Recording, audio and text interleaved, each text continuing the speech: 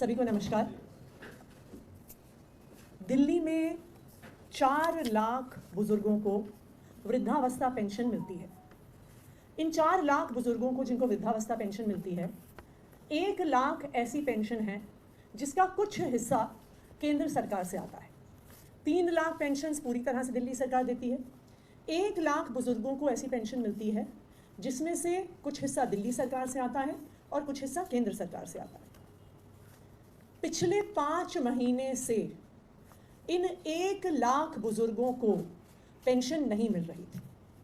इसलिए नहीं मिल रही थी क्योंकि जिन पेंशनों का हिस्सा केंद्र सरकार देती है, उन पेंशनों को भारतीय जनता पार्टी शासित केंद्र सरकार ने रोक रखा था। दिल्ली के बुजुर्ग बहुत परेशान थे। ये ऐसे बुजुर्ग हैं जो गरीब परिवारों से आते हैं। ये ऐसे बुजुर्ग हैं जिनके पास इस बुजुर्ग पेंशन के अलावा, इस वृद्धावस्था पेंशन के अलावा कोई भी आर्थिक साधन नहीं है। उनके पास अपनी देखरेख के लिए, उनके पास अपनी दवाइयों के लिए, उनके पास अपना घर चलाने के लिए भी पैसे नहीं थे। मेरे पास अक्सर ये बुजुर्ग आते थे, कभी हमारे घर में आते थे, कभी मेरे ऑफिस में आते थे।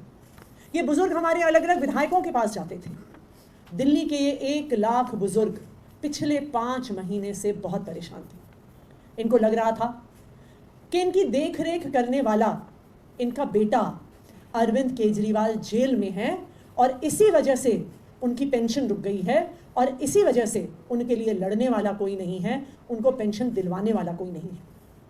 लेकिन मैं दिल्ली के इन 1 लाख बुजुर्गों को बताना चाहती हूँ कि चाहे आपका बेटा अरविंद केजरीवाल जेल में है, लेकिन जेल में होने के बावजूद भी दिन रात दिल्ली के बुजुर्गों की, जिनको वो अपना माता पिता मानते हैं, उनकी चिंता रही है। पिछले कुछ महीनों में मैं जब भी उनसे मिलने गई हूँ तो उन्होंने एक चीज़ हर बार पूछी है कि बुजुर्गों की पेंशन आई कि नहीं आई। उन्होंने हर बार चिंता जताई है कि उनके माता पिता, दिल्ली के बुजुर्ग, दिल्ली के 1 लाख बुजुर्ग परेशान हैं और उनकी पेंशन नहीं आ रही है। लेकिन आप बुजुर्गों के इस प्यार का, बुजुर्गों के इस आशीर्वाद का चमत्कार देखिए कि उनके बेटे अरविंद केजरीवाल ने जेल में होने के बावजूद भारतीय जनता पार्टी की केंद्र सरकार से लड़कर इन 1 लाख बुजुर्गों की पेंशन दिलवाई है। मैं इन 1 लाख बुजुर्गों को बधाई देना चाहती हूँ कि जो पेंशन अप्रैल के महीने से रुक गई थी, वो 1 लाख बुजुर्गों की पेंशन अब आना शुरू हो गई है। कल से हमारे सोशल वेलफेयर डिपार्टमेंट ने इस पेंशन को 1 लाख बुजुर्गों के अकाउंट में क्रेडिट करना शुरू कर दिया है। कल तक तकरीबन 1 लाख में से 90,000 पेंशन्स का ट्रांसफ़र हो चुका है। तो आज से अगर बुजुर्ग अपना बैंक अकाउंट चेक करेंगे तो उनके अकाउंट में ये पैसा क्रेडिट हो गया होगा। तो जो भी उनके खर्चे हैं, जो वो नहीं कर पा रहे थे, जिसकी वजह से वो परेशान थे, अब वो अपने बैंक से पैसे निकाल के वो खर्चा कर सकते हैं। जो बचे हुए 10,000 पेंशनर्स हैं, 90,000 की कल शाम तक क्रेडिट हो गई थी। जो बाकी 10,000 पेंशन्स बची हुई हैं, वो आज दिन में सोशल वेलफेयर विभाग द्वारा दिल्ली के बुजुर्गों के बैंक अकाउंट में क्रेडिट कर दी जाएगी। मैं दिल्ली के बुजुर्गों को एक वादा करना चाहती हूँ कि चाहे आपका बेटा अरविंद केजरीवाल जेल में हो, वो आपके हक के लिए लड़ना बंद नहीं करेंगे। भारतीय जनता पार्टी का एक ही काम है, दिल्ली के लोगों को परेशान करना, दिल्ली के लोगों के काम रोकना। जो उसी तरह से और उसी सीरीज़ में उन्होंने दिल्ली के बुजुर्गों की पेंशन रोकी हुई थी। लेकिन मैं अरविंद केजरीवाल जी की तरफ से, अरविंद केजरीवाल जी की सरकार की तरफ से आपको ये वादा कर रही हूँ कि चाहे हमें कितना भी लड़ना पड़े, हम दिल्ली वालों के लिए लड़ते रहेंगे, दिल्ली वालों के लड़ के काम करवाते रहेंगे।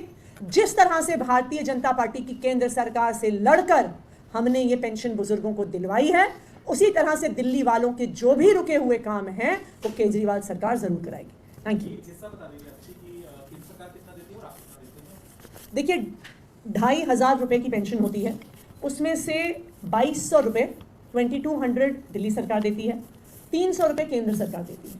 लेकिन उस पेंशन की टर्म्स एंड कंडीशंस ऐसी हैं कि चाहे एक बहुत छोटा हिस्सा केंद्र सरकार से आ रहा है, लेकिन वो हिस्सा आए बिना वो पेंशन रिलीज नहीं हो सकती है, वो उसकी टर्म्स एंड कंडीशंस है। और इसी वजह से क्योंकि केंद्र सरकार से उनका हिस्सा नहीं आया हुआ था, दिल्ली के बुजुर्गों की पेंशन रुकी, 1 लाख लोगों की पेंशन उस वजह से रुकी हुई थी। मैम दो सवाल हैं, एक तो ये कि जो कितने महीनों से ये बकाया थी और क्या सारे महीनों की जो पेंशन है एक साथ चली गई है? ये पेंशन जो लास्ट पेंशन मिली थी वो लास्ट फाइनेंशियल ईयर में इन बुजुर्गों को मिली थी, यानी मार्च की पेंशन इन बुजुर्गों को मिल चुकी है। अप्रैल, मई, जून, जुलाई और अब अगस्त के महीने की पेंशन अभी तक इन बुजुर्गों को नहीं मिली थी। तो जो अभी तक की सारी पेंडिंग पेंशन है पिछले 5 महीनों की, उस पेंशन को एक बार में ही क्रेडिट कर दिया गया है। जैसा मैंने बताया, 90,000 बुजुर्गों की पेंशन तो ऑलरेडी उनका बैंक ट्रांसफ़र हो गया है और आज ही उनके अकाउंट में जितना टाइम RTGS को रिफ्लेक्ट होने में लगता है, तो आज से ही उनके बैंक अकाउंट में या कल सुबह तक उनके बैंक अकाउंट में ये पैसे रिफ्लेक्ट होने शुरू हो जाएंगे।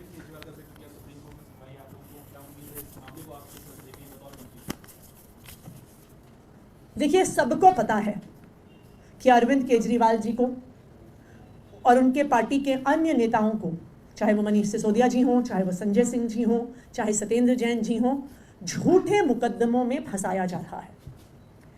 यह देश के क्या दुनिया के इतिहास का पहला तथाकथित भ्रष्टाचार का केस होगा जिसमें 1 रुपया भी भ्रष्टाचार का कहीं से नहीं मिला है।